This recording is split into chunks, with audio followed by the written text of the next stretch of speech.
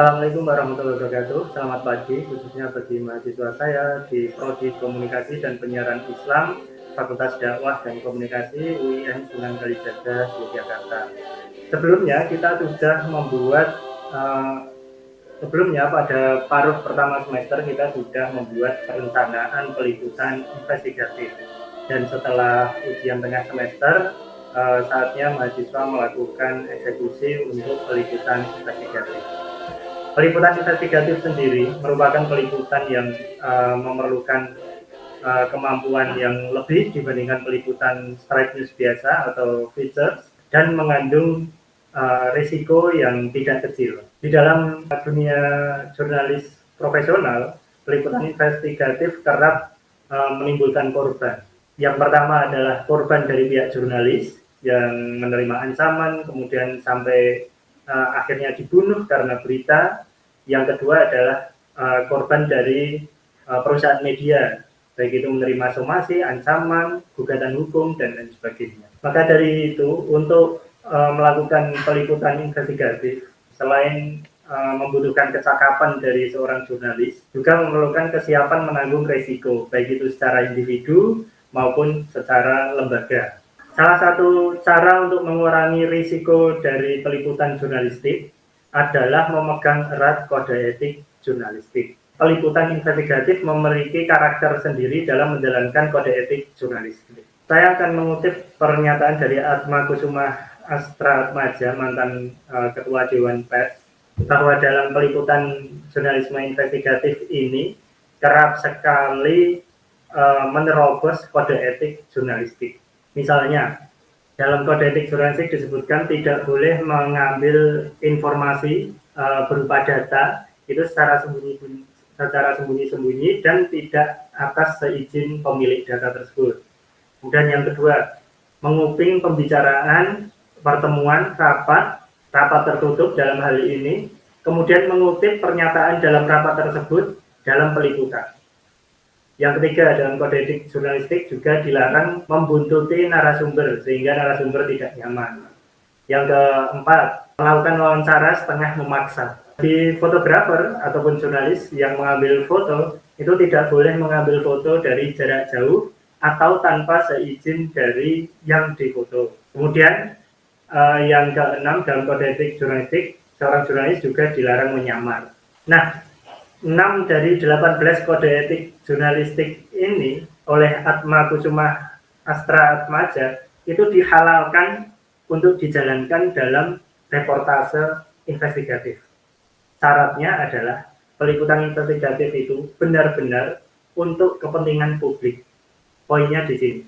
Jika dengan alasan kepentingan publik, maka seorang reporter melakukan investigatif boleh menguntit narasumber, mengambil informasi berupa data secara sembunyi-sembunyi tanpa izin narasumber, menguping pembicaraan rapat tertutup, ataupun memotret dari jarak jauh tanpa seizin objek yang dipotret. Selain itu, boleh juga menyamar. Sekali lagi, hal-hal tersebut boleh dilakukan selama menyangkut kepentingan publik.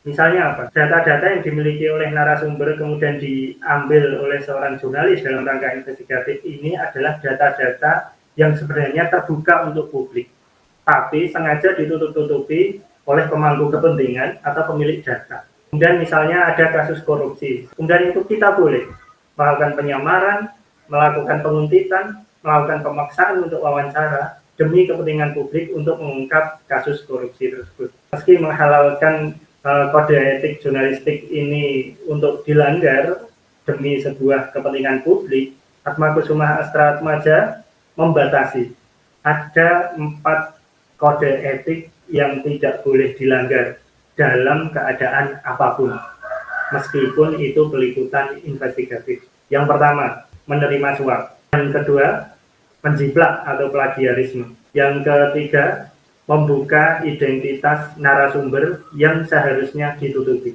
Keempat, mengabarkan informasi bohong atau membuat berita yang seolah-olah itu adalah kebenaran. 4 kode etik ini itu tidak boleh dilanggar sama sekali, meskipun dalam melakukan peliputan investigatif.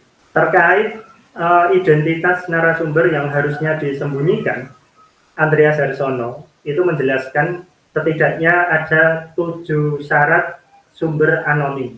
Jadi kalau beberapa waktu lalu dalam narasi TV, Najwa Shihab itu membongkar mafia bola, dalam hal ini wasit, komisi wasit, kemudian dia mengundang salah satu narasumber yakni wasit di Liga Indonesia, kemudian wasit tersebut tidak bersedia disebutkan identitasnya, kemudian Najwa mewawancarai, dan Najwa seumur hidup harus melindungi identitas dari wasit tersebut.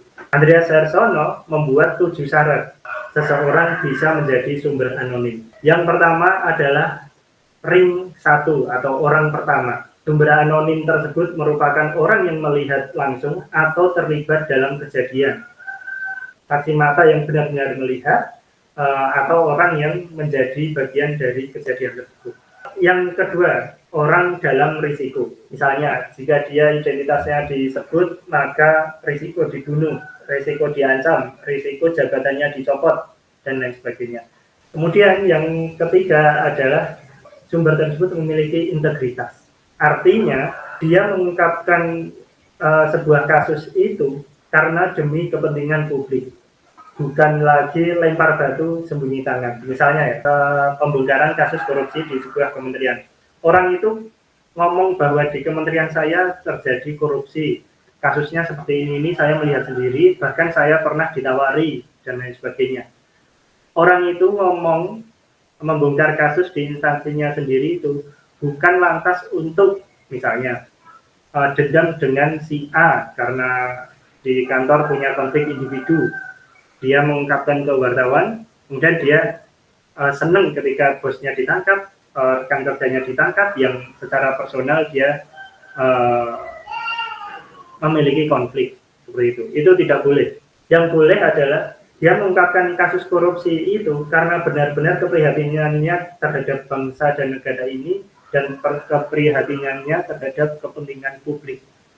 Benar-benar berintegritas. Dan yang kelima, diizinkan oleh atasan. Jika kita seorang wartawan, itu atas izin redaktur kita atau pemimpin redaksi kita. Tidak boleh menyembunyikan tanpa izin redaktur atau pimpinan atau atasan kita. Kemudian yang keenam, Andreas Harsono menyebutkan boleh menjadi sumber anonim jika narasumbernya minimal 2. Kalau hanya anonim 1 tok itu tidak diperkenankan. Minimal 2, harus independen dan harus cover both side. Yang ketujuh, harus ada perjanjian pembatalan jika narasumber anonim itu diketahui berbohong di kemudian hari. Jadi kalau sudah misalnya membongkar korupsi, kemudian ternyata di kemudian hari diketahui bahwa orang tersebut ternyata juga melakukan korupsi, bahkan dalamnya atau dia ternyata berbohong, apa yang diungkapkan itu tidak benar, maka seorang jurnalis akan membuka identitasnya. Itu disampaikan di awal kepada narasumber tersebut. Itu 7 syarat sumber anonim menurut Andreas Harsono. Baik, kawan-kawan mahasiswa semuanya, kode etik jurnalistik dalam peliputan investigatif sebenarnya sama dengan kode etik jurnalistik dalam peliputan berita pada umumnya. Hanya saja jika peliputan investigatif itu memerlukan effort yang lebih tinggi dan harus dalam tanda kutip melanggar kode etik jurnalistik, sudah disebutkan tadi di awal, bisa ada beberapa kode etik yang itu bisa dinafikan. Hal itu dilakukan sebagai sebuah ikhtiar seorang jurnalis untuk meminimalisir risiko yang akan dihadapi, baik itu risiko secara individu berupa ancaman, pembunuhan dan lain sebagainya, atau risiko secara kelembagaan, baik itu gugatan hukum, ancaman fisik dan lain sebagainya. Demikian, mudah-mudahan bermanfaat.